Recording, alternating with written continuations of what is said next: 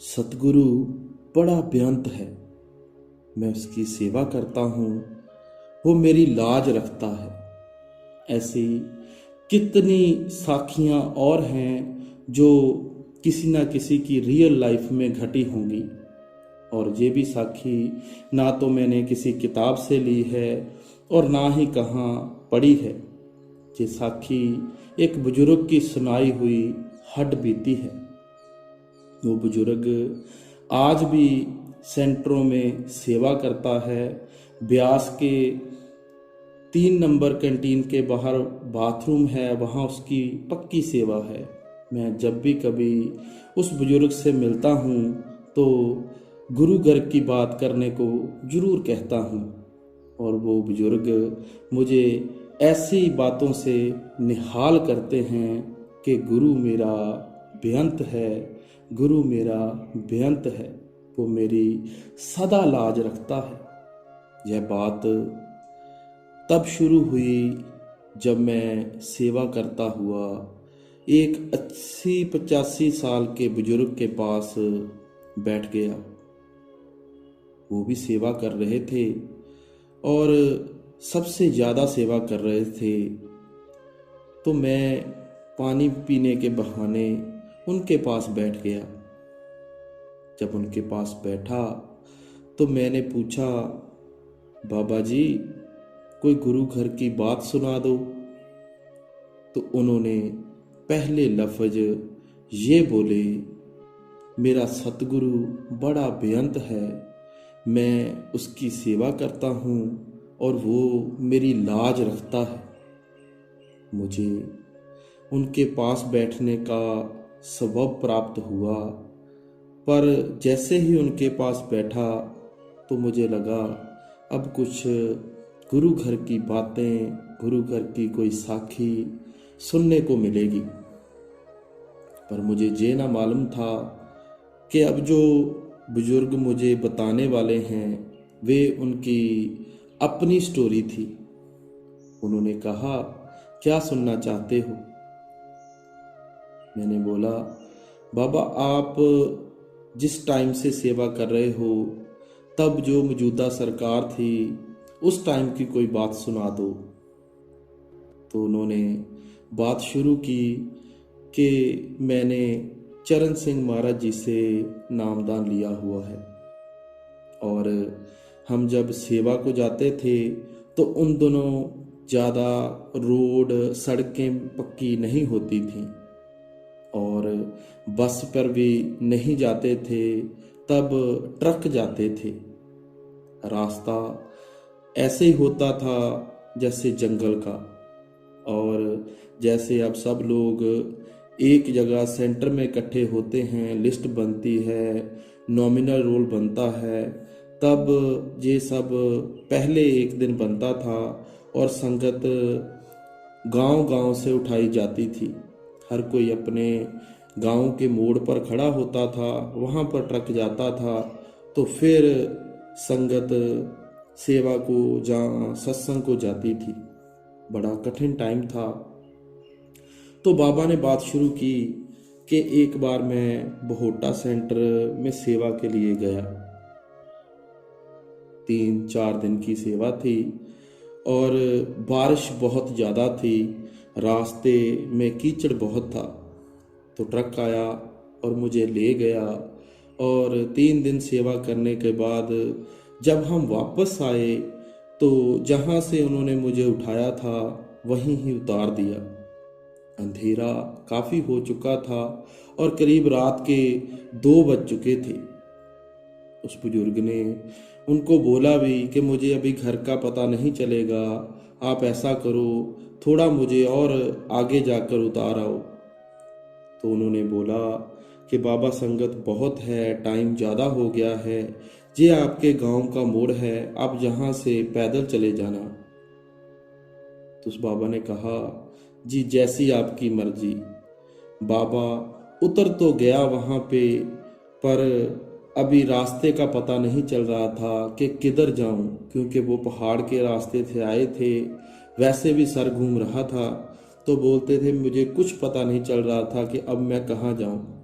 तो उन्होंने क्या किया कि अभी रात का समा है, तो उन्होंने अपना बिस्तर निकाला और वहीं पे लगा लिया। वो बोलते हैं जब सुबह होगी फिर देख लेंगे किधर घर है।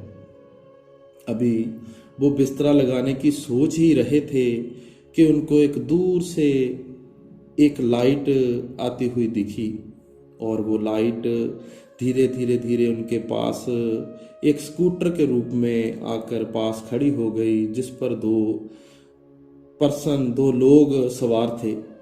उन्होंने कहा, बाबा कहाँ जाना है, इतनी रात को यहाँ पर क्या कर रहे हो? तो उस बुजुर्ग ने बोला, मैं भोटा सेंटर से सेवा करके आया हूँ, अभी मुझे रास्ते का पता नहीं चल रहा, तो मैं यहाँ सोने की सोच रहा था कि जब सुबह होगी तब चला जाऊँगा। उन्होंने बोला, बाबा आपका सामान कहाँ है, मुझे पकड़ाओ और बैठो, हम आपको घर छोड़ देते हैं।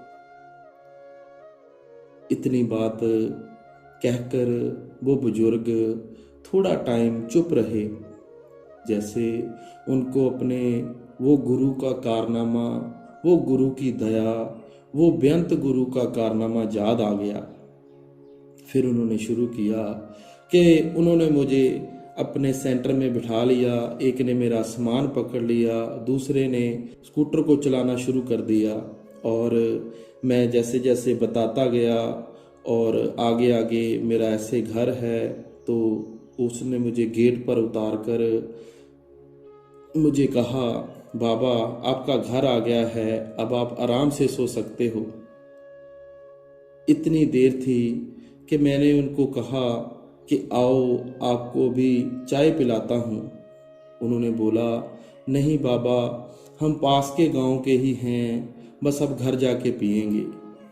मैंने बस गेट खोला और मुझे पता ही नहीं चला कि वो लोग किधर निकल गए हैं।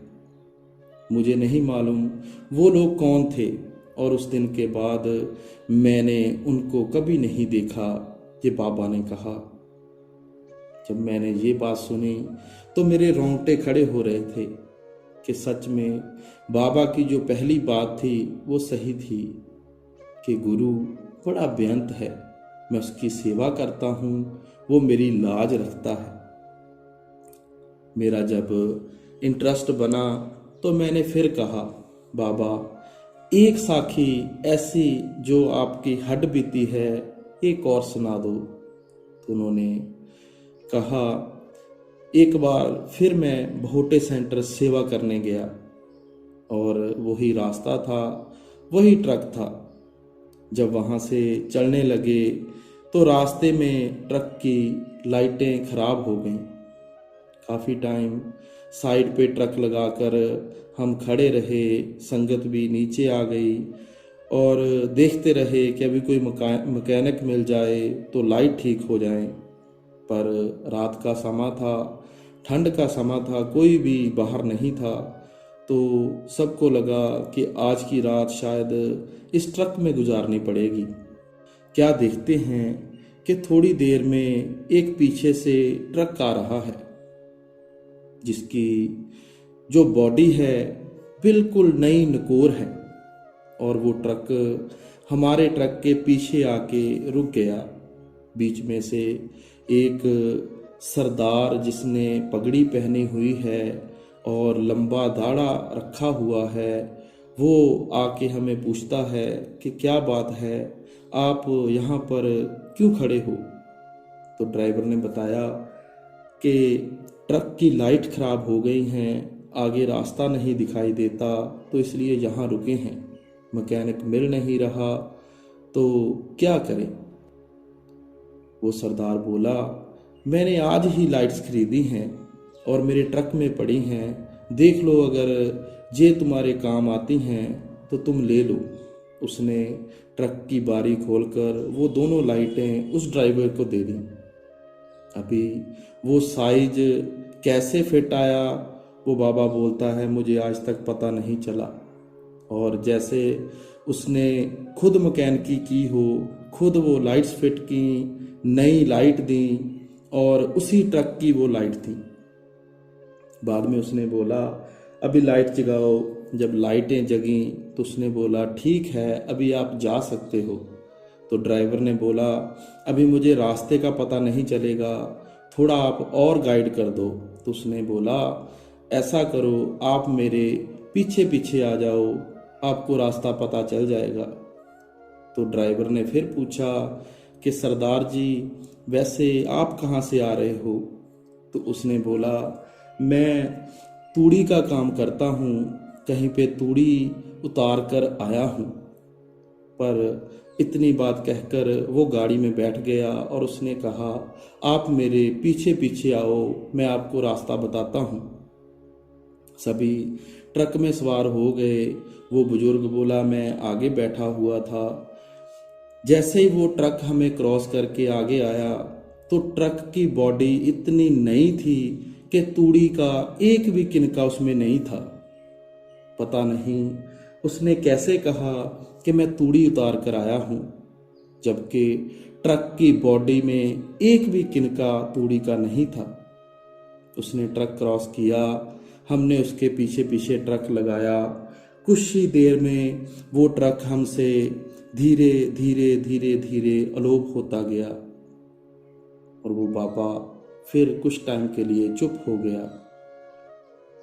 उसके बाद बोला, मेरा गुरु बेअंत है, मुझे नहीं पता कि वह कौन था, कैसे उसको पता था कि मेरे ट्रक की लाइटें कौन सी शेप में हैं और वही साइज की वो लाइटें निकली। उसने झूठ क्यों बोला कि मैं तूड़ी उतार कर आया हूँ और वो ट्रक बाद में किधर गया मुझे नहीं मालूम। तो उसने बोला, जब हम गुरु पर भरोसा करते हैं, जब गुरु में विश्वास दिखाते हैं तो गुरु हर जगह मिलता है, बस बात विश्वास की है। अब हम क्या करते हैं, हम सत्संग घरों में जाते हैं, सेवा पर जाते हैं, जब देखते हैं कि सेवा थोड़ी कठिन है तो हम पीछे हटते हैं। और तब क्या था, जब मैं साथ उस बुजुर्ग के बैठा था, हम टाइल फैक्ट्री में थे और ट्रक पर टाइल्स जो कि जम्मू को जानी थी वो लोड कर रहे थे। और जब लोड करते हुए ट्रक में टाइलें पकड़ रहे थे तो गर्मी इतनी थी कि बार बार बाहर को भाग रहे थे। पर वो बाबा, वो बुजुर्ग जिसकी उम्र 80-85 साल की थी, वो सबसे आगे टाइलें लेकर लड़कों को पकड़ा रहा था। मैंने उसके जज्बे को सलाम की और झट से पानी पीकर ट्रक में चढ़ गया, क्योंकि मुझे वो बातें बार बार याद आ रही थी कि मैं गुरु की सेवा करता हूँ, वो मेरी लाज रखता है। तो गुरु प्यारी साध संगत जी, ये बात बिल्कुल सच है। अगर हम गुरु पर भरोसा, गुरु से प्यार, गुरु में विश्वास रखते हैं तो गुरु हर जगह सहाय होता है। तो हमें भी चाहिए कि गुरु से प्यार नहीं, इश्क करें। इश्क में क्या होता है, सिर्फ देना होता है, कुछ भी मांगना नहीं होता। क्योंकि वाणी में आता है, बिर मंगिया सब कुछ जानदा। वो परमात्मा बिन मांगे सब कुछ बेहतर जानता है कि हमें क्या चाहिए। पर हम गुरु से वो मांगते हैं जो हमें चाहिए। हमें अभी समझ नहीं है कि हमारे लिए अच्छा क्या है, बुरा क्या है, पर उस परम पिता परमात्मा को सब मालूम है कि हमें क्या चाहिए। इसलिए सब कुछ छोड़कर, जे धन दौलत की इच्छाएं छोड़कर, मांगना छोड़कर गुरु से गुरु को मांगें। क्योंकि जब गुरु आपके सामने आएगा, किस रूप में आएगा आपको भी पता नहीं चलेगा। मुसीबत है, कभी भी आ सकती है, पर उस मुसीबत से लड़ेगा कौन? वो परमात्मा। जहाँ आपको वो हिम्मत देगा, जहाँ खुद लड़ेगा। इसलिए हमें चाहिए कि गुरु से प्यार करें, इश्क करें, उसकी रज़ा में रहें। तो ऐसी ही और साखियाँ सुनने के लिए टेलीग्राम चैनल सतगुरु मार्ग फेसबुक पर हम ऐसी साखियाँ डालते हैं, निस्वार्थ सेवा चैनल पर हम व्लॉग डालते हैं। जिस किसी ने भी ऐसी साखियाँ या ऐसे टूर लगाने हों तो हमारे सारे चैनलों को सब्सक्राइब करें। राधा स्वामी जी।